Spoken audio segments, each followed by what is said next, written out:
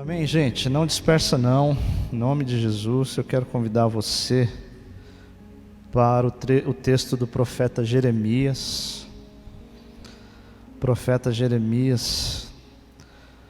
Tem dois profetas que me tocam particularmente toda vez que eu não sei para onde ir.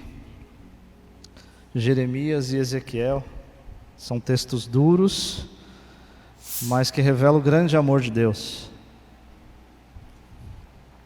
E eu queria hoje ler Jeremias 31, é um texto bem longo. Depois, durante a semana, reflita, medite sobre todo o texto, mas eu vou me ater dos versos 31 ao verso 40, porque parece que é muito próximo da realidade que temos experimentado nesses dias. Jeremias 31, do 31 até o 40, eu vou pedir para a Carol vir aqui fazer uma oração, para que Deus nos ilumine. Você na sua casa, se prepare para ouvir a palavra. E eu só vou pedir para ela vir aqui, aí tem um microfone ali, Carol, o da Bel, que é o melhor, só para ela poder, para sair a voz na live. Senhor Deus, ó Pai, Senhor, muito obrigada por mais esse dia, muito obrigada, Senhor Deus, pelo Teu amor por nós, ó Pai, pela Tua paz que o Senhor nos dá, ó Pai, pelo Teu carinho, Senhor, pelo Teu cuidado por nós, ó Pai. Senhor, te agradeço por estarmos aqui, Senhor Deus, louvando o Teu nome, ó Pai. Senhor, agora eu lhe peço, Senhor Deus, que o Senhor abençoe o pastor, ó Pai, que tudo que ele for falar, ó Pai, que seja pelo Teu Espírito Santo, Senhor Deus.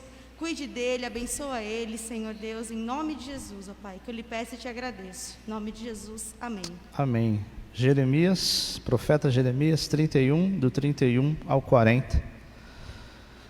É o próprio Deus falando com o profeta. Diz assim: Eis aí, vem dias, diz o Senhor, em que firmarei uma nova aliança com a casa de Israel e com a casa de Judá.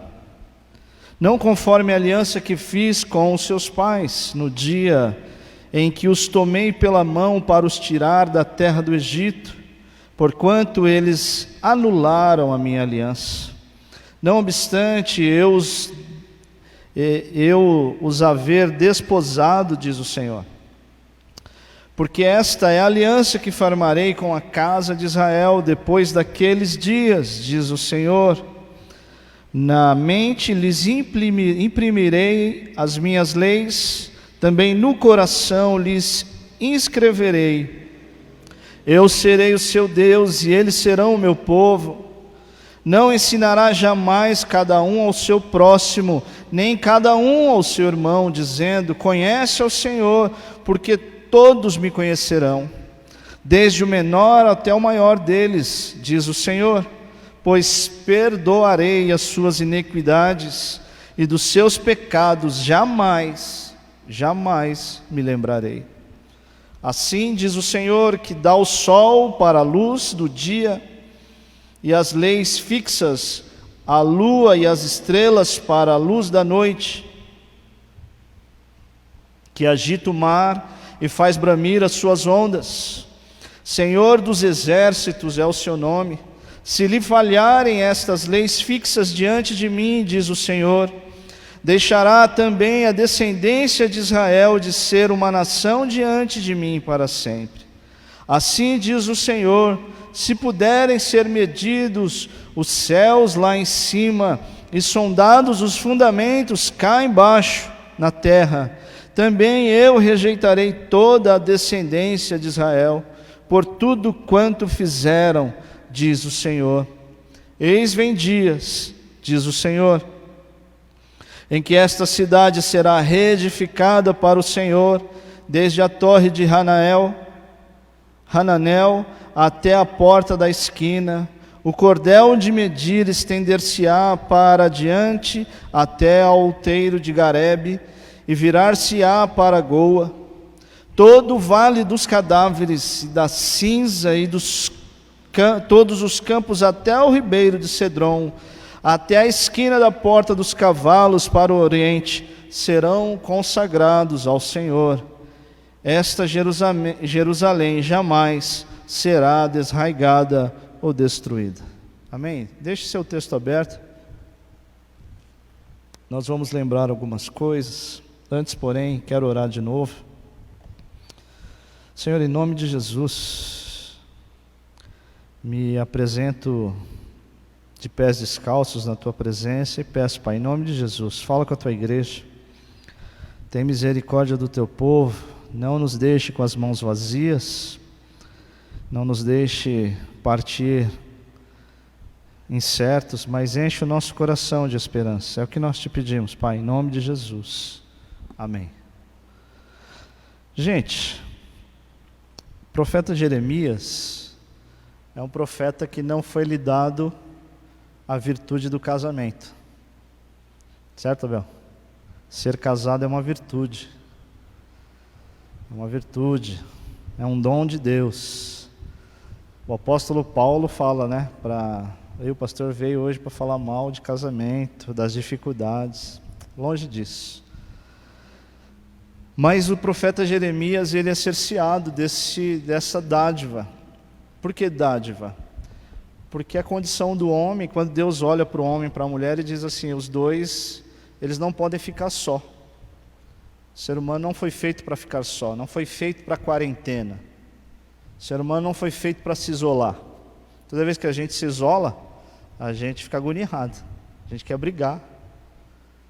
Haja visto o maior programa de audiência da TV brasileira. Por que dá audiência? Porque a gente quer ver o que acontece se a gente trancar o povo num lugar. E não sei se você consegue pensar, mas todo criminoso, ele é cerceado do seu direito de ir e vir. E não tem coisa pior, o Dostoiévski vai dizer que a pior coisa que tem, que é castigar uma pessoa, é mandar essa pessoa começar a fazer um monte de coisa, e depois que ela terminar, você manda ela desfazer e fazer de novo. E ele, quando está no exílio lá no Tibete, dão para ele a Bíblia e uma arma. E os caras vão achar que ele vai se matar, porque ele não vai aguentar.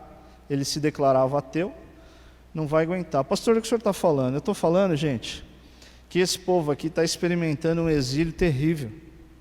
Esse povo aqui está experimentando uma quarentena, para se apropriar da palavra para esses dias, terrível. E o povo já está desiludido. O povo já não acredita mais. O povo já está numa esperança, e o Jeremias é um sacerdote,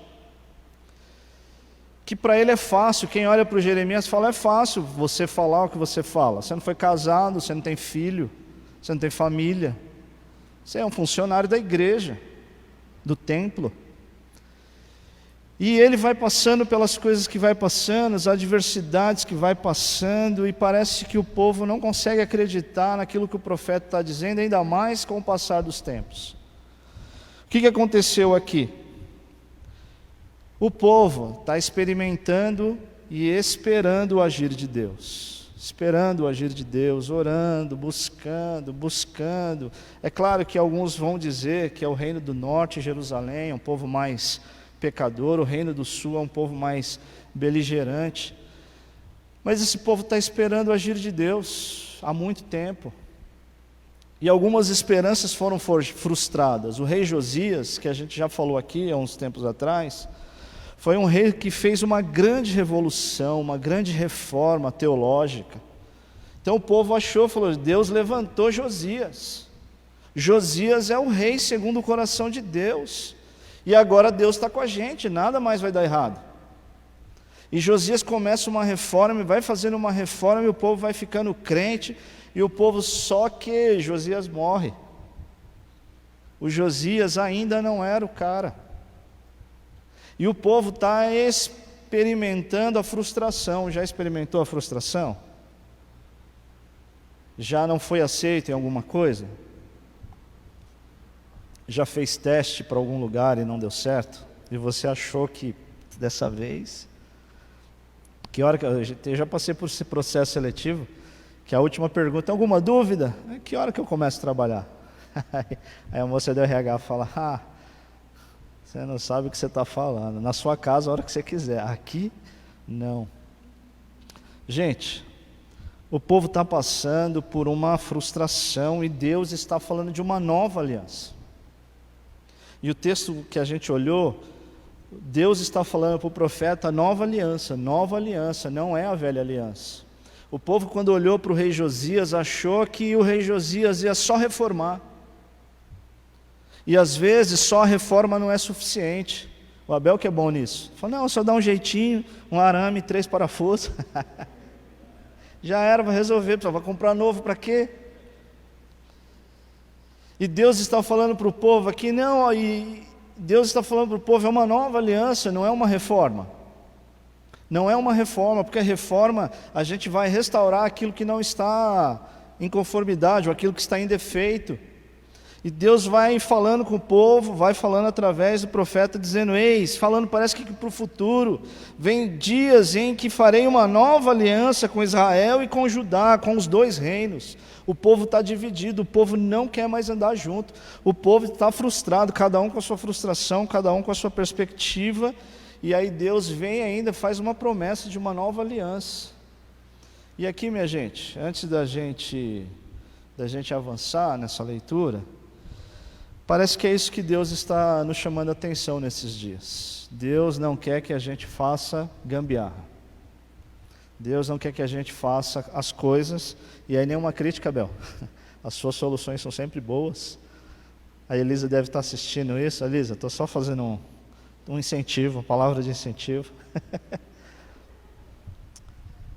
Mas, gente, falando com muita seriedade sobre isso aqui, às vezes a gente olha para o agir de Deus e a gente fica nessa expectativa de que parece que vai, mas não vai.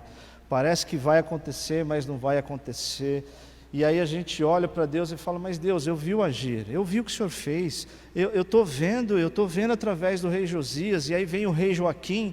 O rei Joaquim, segundo o povo, é um rei terrível, um rei egoísta, um rei narcisista que só quer as coisas para si, já que Deus abençoou, então vamos nós aqui, porque agora Deus nos abençoou. Eu estou simplificando a história, que ela é grande.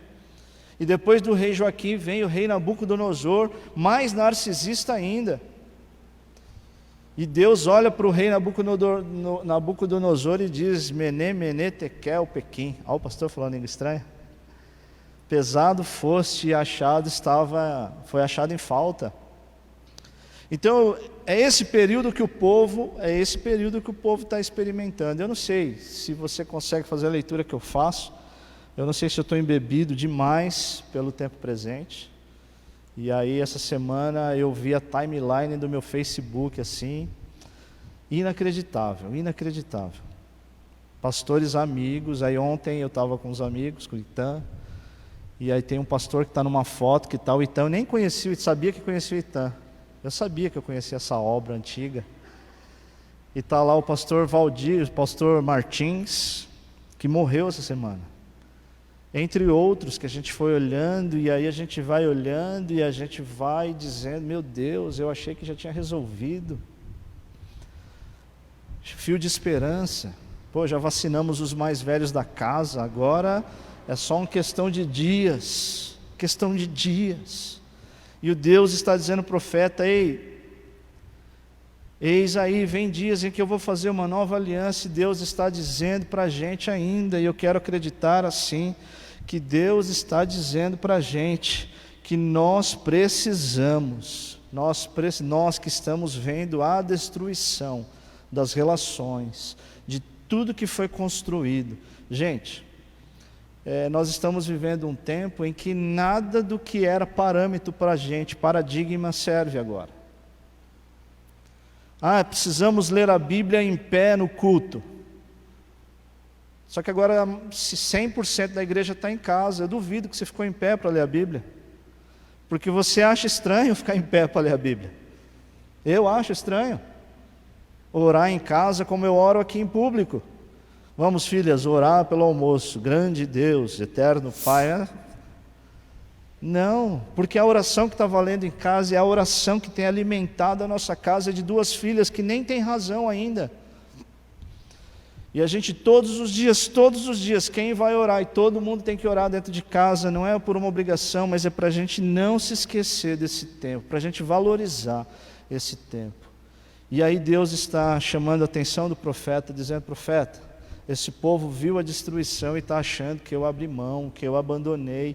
Só que o texto vai falar de coisas belíssimas, e eu não sei se o nosso coração está treinado para ouvir o que Deus vai dizer.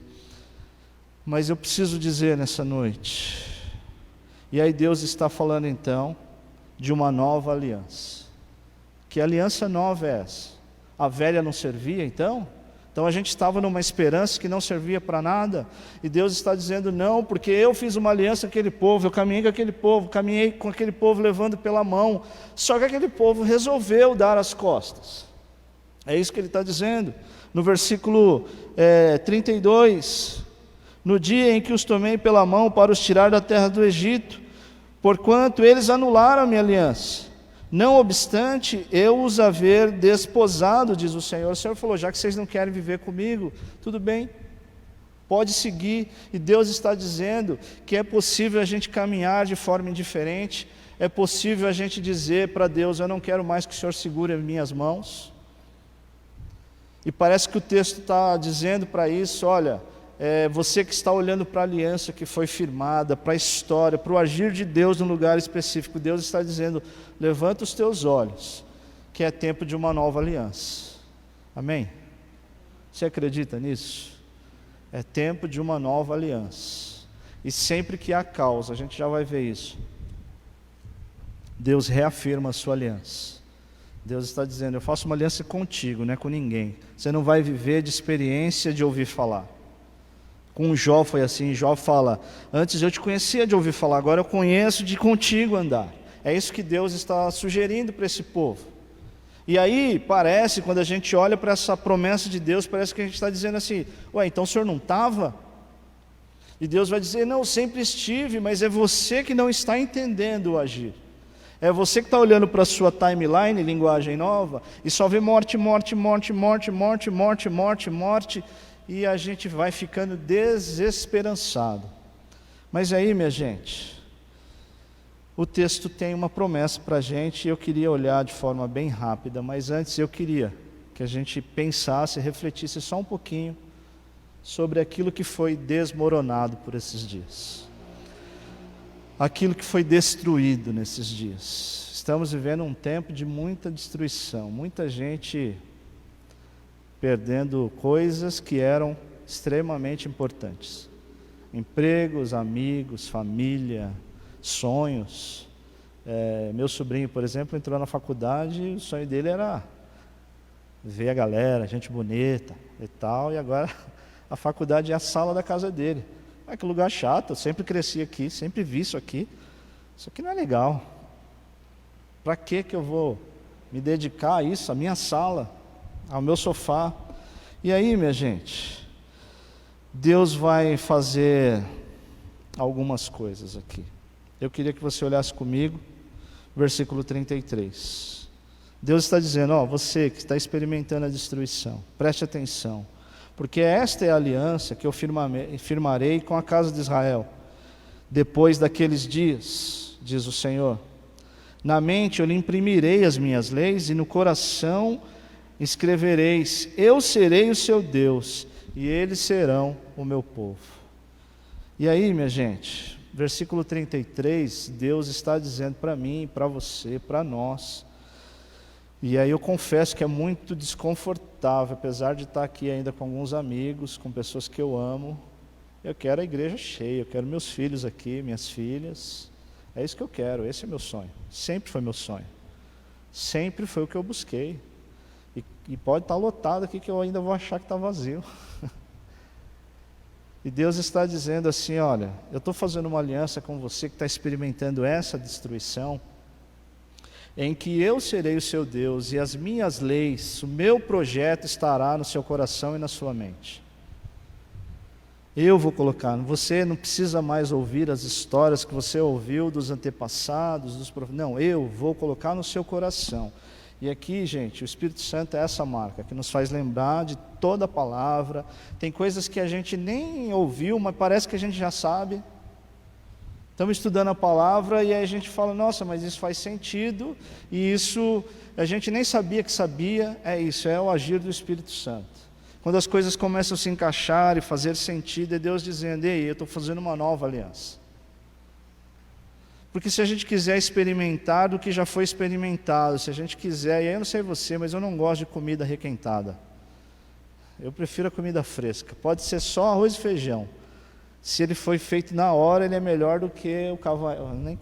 Eu ia falar caviar, mas nunca nem. Não sei você, mas churrasco requentado é ruim demais, né? Minha mãe gosta de, quando sobra carne, ela fala assim, não, assa tudo aí, depois a gente só esquenta no micro-ondas.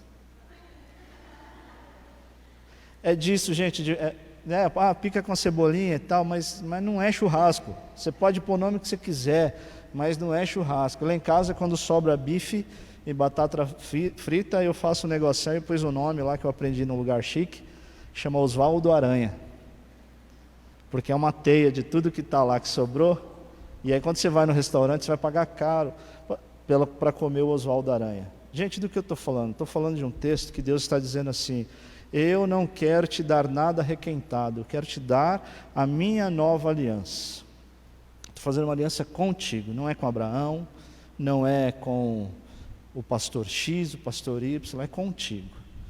Eu vou colocar no seu coração as minhas leis, e a gente normalmente tende a achar, pela condição humana, de que lei sempre é na condição da proibição. Mas aqui parece que Deus está estabelecendo leis que nos favorecem. Porque tem algumas leis que eu não consigo entender. Antes de eu entrar no elevador, verifique se o mesmo está parado no... Está me chamando de burro? E Deus está dizendo que não é esse tipo de lei, porque lei é sempre assim, coloque o cinto, coloque o capacete. É sempre na questão proibitiva para evitar que você seja constrangido depois, ou a pessoa que está envolvida, entende? E Deus está dizendo, não, é minha lei, é nova lei, eu escreverei no seu coração, e vocês serão o meu povo, e eu serei o seu Deus. Eu não sei se vocês conseguem entender isso, a gente já vai lá abarcar isso, mas nós estamos falando do Deus de toda a criação, Deus de todo poder, de todo senhorio, está dizendo assim, eu quero andar contigo. Isso aqui é muito mais forte do que qualquer outra coisa que está disponível para nós nesses dias.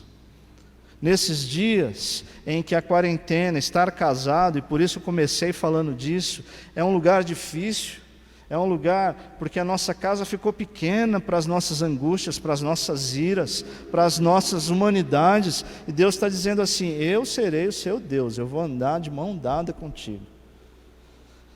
Se isso aqui fosse um lugar pentecostal, a gente estaria pulando de alegria, porque não tem coisa mais significativa do que Deus caminhar com a gente. Entende, Henrique? É Deus que vai andar com a gente. Essa é a nova aliança. Mas o versículo 34, ele vai dizer outra coisa, ele vai dizer assim, ó, e não, ninguém vai ensinar mais para o próximo, cada um ao seu irmão, dizendo, conhece o Senhor, porque todos me conhecerão, desde o menor até o maior, diz o Senhor, pois perdoarei as suas iniquidades e dos seus pecados jamais me lembrarei. Gente, e essa segunda coisa que eu queria dizer, porque Deus está dizendo que vai andar com a gente.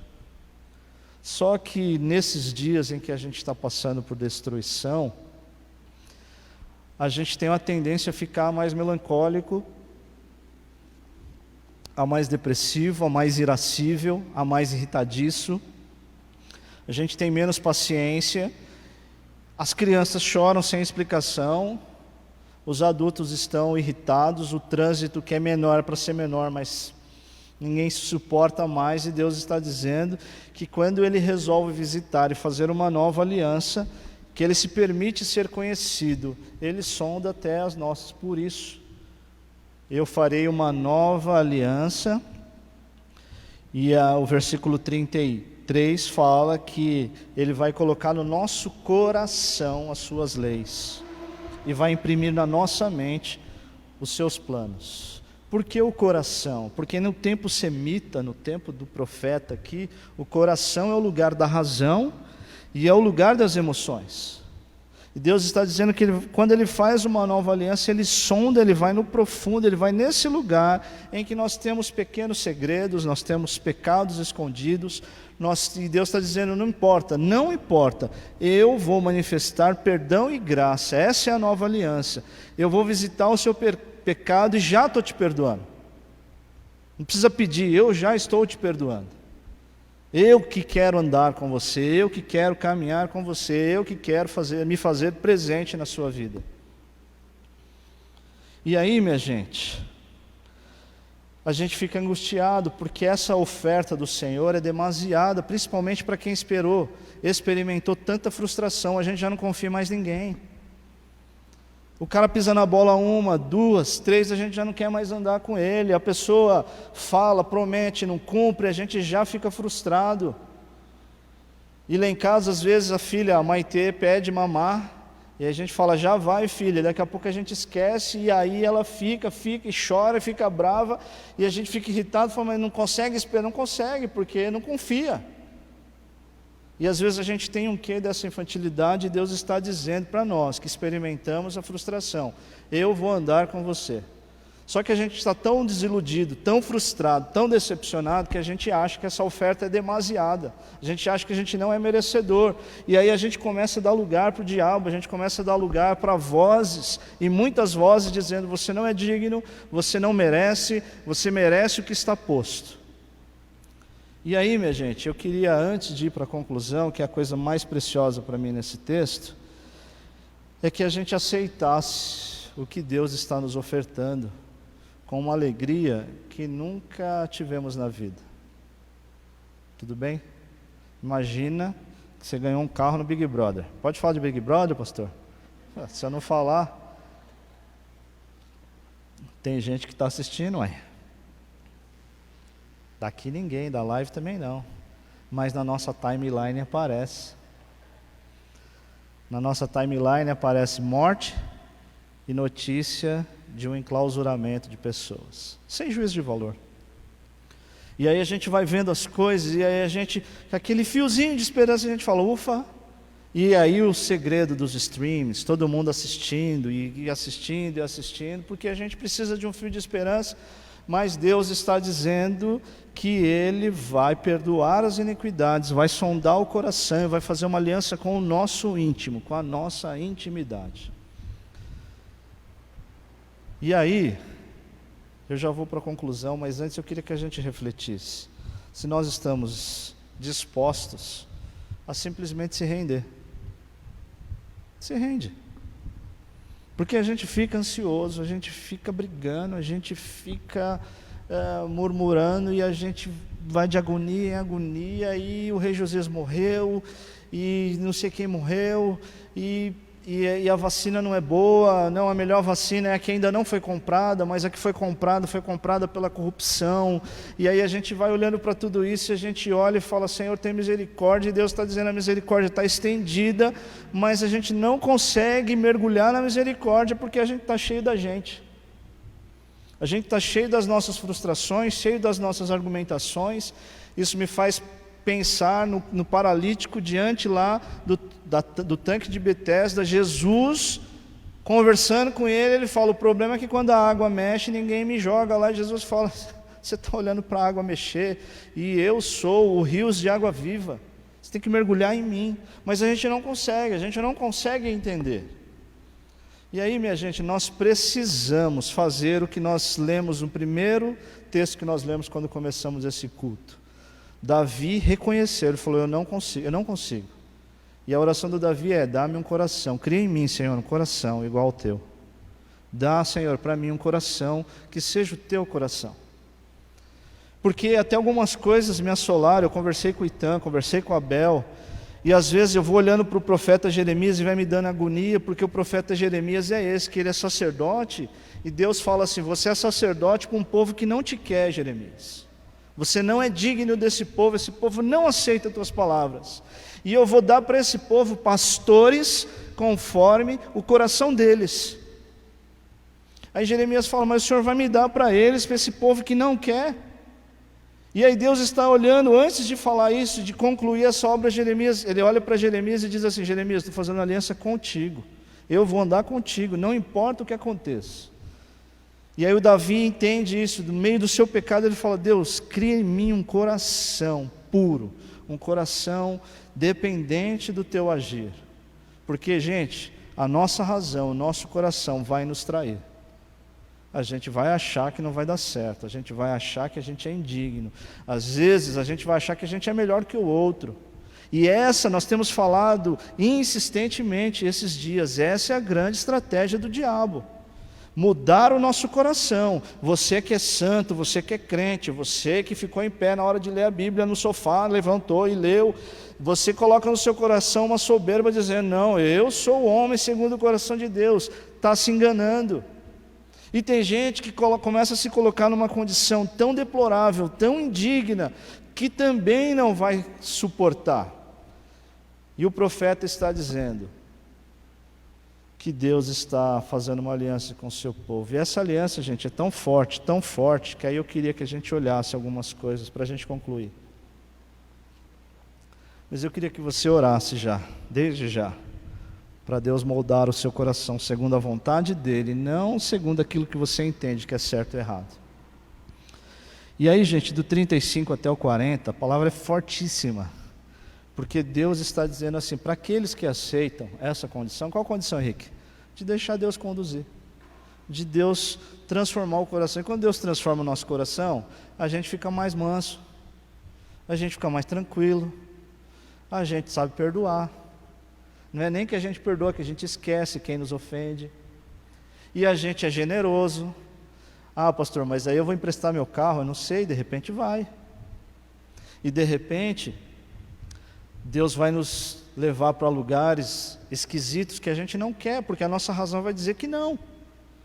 Eu não sei se vocês já repararam isso, mas o lugar mais perigoso dos nossos dias hoje é o supermercado.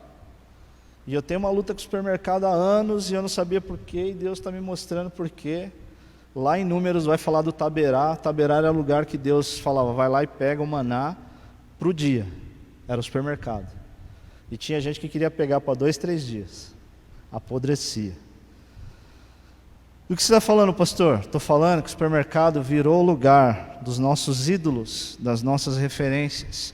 E estamos sendo afrontados no supermercado. Lá em Osasco, todo supermercado que eu vou tem 5, 6, às vezes 10 moleques, garotos, com compras na mão, falam: paga para mim? Paga para mim?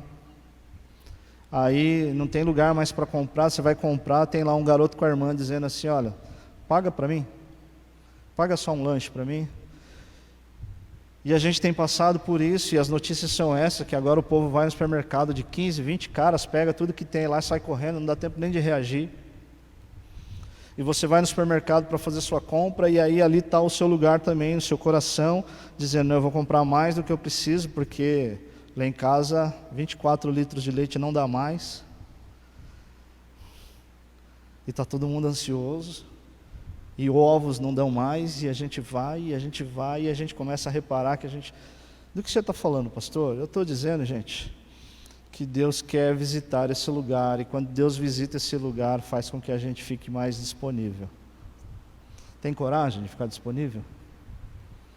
Tem coragem de ser generoso? Porque Deus está mostrando para o profeta, e aí do versículo 35 em diante... Ele vai dizer que é só uma coisa que Ele requer do seu povo. Só uma coisa. Que é esse pedido: Senhor, pode mudar meu coração. E aí olha o que Deus vai fazer com quem faz essa oração. Assim diz o Senhor, que dá o sol para a luz, e as leis fixas para a lua e as estrelas, para a luz da noite, que agita o mar, que faz bramir as ondas. Ou seja, o Deus de toda a estrutura, Ele está dizendo: se faltar sol de manhã, se faltar escuridão à noite, eu vou abrir mão da aliança que eu fiz com vocês.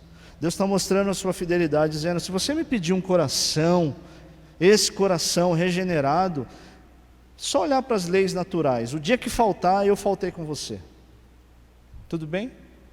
Olha que fidelidade. Deus está dizendo assim: olha, eu que cuido dos mares, eu que cuido de todas as coisas, não vou faltar.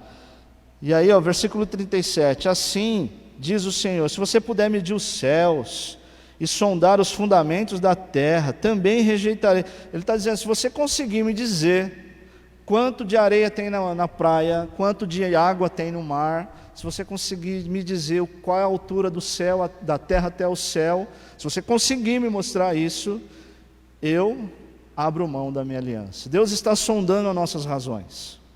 Deus está dizendo para a gente sair desse aspecto da gratidão. Só agradecer, pastor. Só agradecer, pastor.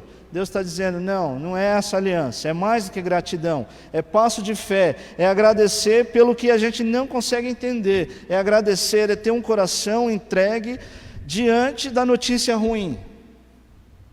É mais do que gratidão, é um estilo de vida, é um jeito que a gente vai olhando. E aí, minha gente, o Apocalipse 11 que a gente olhou esses dias, vai falar e vai sustentar um pouco da conclusão, e eu estou caminhando para a conclusão. Apocalipse 11, a gente vê lá a morte de 2 testemunhas, lembram disso? E as 2 testemunhas, elas morrem, e elas ficam expostas nas praças durante 3 dias e meio. E as pessoas vão vendo aqueles mortos nas praças, aqueles 2 mortos na praça, olhando e dizendo, mas por que morreram? Por que morreram? Que era isso que envolvia esses 2, que eles preferiram morrer a se render a isso que é gostoso. Apocalipse 11 está demonstrando para a gente que ainda morto darão frutos. Salmo 1, é como a árvore plantada que ao tempo certo dá os frutos, e ainda fora da estação certa e fora da estação. É Jesus chegando na figueira e tendo fruto. É isso que Jesus está prometendo, é isso que o Espírito Santo está falando para a gente, e é isso que Deus está falando para o profeta. E aí, minha gente, vem o final dessa promessa do Senhor para nós que vamos, e a Gisele gosta de falar de quebrantamento. Eu quero usar essa expressão, é mais do que quebrantamento, é a gente dizer, Senhor, toque toda a minha razão, toque todos os meus argumentos, está aqui, Senhor, todas as minhas críticas, está aqui, Senhor, todos os meus anseios, e eu quero trocar pela Tua vontade, porque às vezes vem a notícia, fulano pegou Covid, e a gente fala, mas meu Deus, pegou onde? Se estava dentro de casa, aí começa aquela confusão, e Deus está dizendo, ei, presta atenção, não olhe para isso, porque Ele tem os seus métodos. E aí, minha gente, eu vou encerrar, versículo 38, dizendo assim, eis, vem dias, diz o Senhor, em que esta cidade será reedificada para o Senhor, desde a torre de Hananel até a porta da esquina. Deus está falando de tudo que os nossos olhos saberem serão reedificados para Ele. E aí, minha gente, 39, o cordel de medir se estenderá para diante do outeiro até Garede, e virar-se-á para Goa. Deus está dizendo, eu tenho um parente na Bahia que eu nem conheço. Meu pai morreu, eu tinha 7 anos, eu não conheço minha família paterna. Olha, devo ter primo rico, primo famoso, ou devo ter primo perigoso também. Por que está falando isso? Porque o texto está dizendo que quando a gente se rende, Deus alcança todos aqueles que fazem parte do nosso ciclo. E essa é uma palavra específica para mim, pastor da igreja, dizendo, olha, os que estão guardados, estão guardados. A preocupação não é sua, não se preocupe. O Espírito Santo vai falar com eles de algum jeito. E aí a gente fica, mas será? O que o pastor está fazendo? O que será que o pastor faz? Ai, pastor, precisa ligar para fulano. E o Espírito Santo está dizendo, acalma o teu coração, porque a igreja é do Senhor Jesus. Tua família é do Senhor Jesus. E eu vou para a parte mais forte desse texto para mim. Todo o vale dos cadáveres e da cinza, e todos os campos, até o ribeiro do Cedron, até a porta dos cavalos para o oriente, serão consagrados para o Senhor. Olha que promessa. Deus está dizendo, até os cadáveres, até os mortos, serão usados para consagração ao Senhor. Se você pensou, nossa, mas Deus permitiu a morte, então você está no lugar de Deus, e o seu coração precisa ser transformado. É claro que a gente tem se entristecido, Andréia, com as mortes, com os amigos, e aí a timeline vai lá e nos sensibiliza, e a gente vê o último louvor do irmão Lázaro, que a gente presbiteriano nunca cantou um louvor dele, porque não é nosso estilo, mas a gente fica entristecido. E Deus está dizendo: ei, troque essa tristeza. Claro que nós estamos nos sujeitando ao nosso tempo, mas Deus está dizendo até os cadáveres, até essa multidão de mortos, daqueles que têm o coração transformado, regenerado, movido pelo agir de Deus, vai tocar pessoas. E eu não sei porquê, eu nem conheci o irmão Lázaro. Meu irmão um dia chegou em casa, meu irmão pentecostal, chegou em casa com o DVD, eu assisti o DVD, achei divertido, e a morte do cara me entristece. E é Deus falando assim: até os cadáveres vai tocar pessoas. E morre um camarada que as pessoas não têm relação, e as pessoas ficam entristecidas. É Deus dizendo: o meu Espírito está derramado sobre a terra, e vão chorar com os que choram, e vão se alegrar com os que se alegram.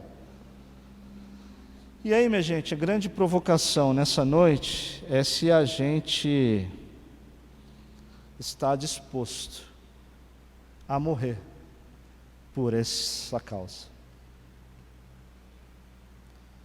E eu lembro de um sonho do ano passado, em que Deus, eu vou me expor hoje na rede, em que Deus dizia que ia levar o Itam para o profundo. E no meu sonho, o Itam morria, e eu via a igreja toda chorando, porque o Itam morria. E agora eu entendo o que Deus está dizendo. Deus está dizendo: olha, se for necessário eu ter que tocar o mais sagrado de vocês, para que vocês se rendam, eu farei. Claro que Deus não vai levar o Itam agora, não é essa nem a nossa oração. Irmãos, irmãs, você que está na sua casa, Deus está dizendo que a morte precisa nos trazer boas novas. Isso não quer dizer arrogância, não quer dizer pedância, não quer dizer que a gente não esteja sensibilizado. O que está dizendo Deus está dizendo: olha só, eu tenho o controle de todas as coisas. E eu lembrei do seu Martins lá, o seu José Martins, que foi Papai Noel no shopping, e lembrei das tardes na casa dele, e Deus me fez revisitar a minha adolescência com o Silas, o filho dele, dizendo: meu pai morreu. E aí eu fui sendo tocado, e André que gosta de dar essas notícias. Morreu não sei quem, e claro que a gente fica triste, mas o que eu queria trazer de esperança para nós nessa noite, é que Deus está dizendo que quem tem o coração rendido, tocado, movido, vai dar fruto ainda que morto. E a gente já experimentou isso antes, gente. A gente já experimentou quando a gente fala de pessoas que passaram pela nossa vida, presbíteros, pastores, e Deus está nos chamando nessa noite para esse entendimento. Tempo de tristeza, tempo de amargura, que eu não queria falar, que eu queria ser positivo. Só que esse povo aqui experimentou frustrações profundas.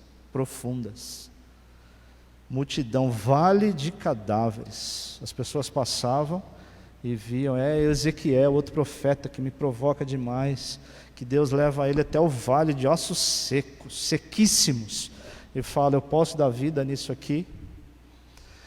E o profeta olha e fala: tu sabes. Porque ele não quer dizer que não, mas internamente no coração ele diz: impossível, está sequíssimo. E aí, minha gente, eu queria então, em nome de Jesus, orar, e a gente de repente até cantar uma canção para encerrar essa noite. Domingo passado eu falei para nós estarmos em jejum, para a gente se debruçar, pedir para Deus tocar o nosso coração, para Deus tirar da gente esse espírito de cancelamento, esse consumo religioso. Consumo religioso não estou gostando disso, eu vou procurar uma palavra, até uma que eu goste, e eu vou dizer para você que vai chegar uma hora que até aquele que você gosta, você não vai conseguir ouvir. Eu amava ouvir alguns pastores, agora o cara começa já a falar: de novo pastor, vai se tratar, sabe? Porque consumo religioso não vai atender os nossos dias. A gente vai botar no Spotify, você pode zerar o Spotify de músicas de adoração. Se você não tiver o Espírito tocado por Deus, esquece, vai te irritar ainda mais. E aí, minha gente, eu queria, em nome de Jesus, te convidar a continuar em jejum. Jejum pode ser uma troca de algo assim, mas vou pegar um exemplo aqui. Eu não faço, eu não como de manhã. Eu durmo até meio-dia, aí acordo e almoço. Isso não é jejum. Você vai acordar na hora que você acorda, você vai fazer, só que na hora do café, com pão com manteiga, gostoso, você vai orar. De preferência de joelhos. Para que isso, pastor? Para Deus tocar o seu coração. Para Deus mostrar para você que aquilo que te dá prazer é infinitamente menor do que a presença de Deus. A presença de Deus é essa coisa tão grandiosa, tão inexplicável, que ainda que a gente morra, dá frutos. Ainda que os nossos corpos estejam lá como 2 mártires expostos, as pessoas vão dizer, mas por que morreu por causa disso?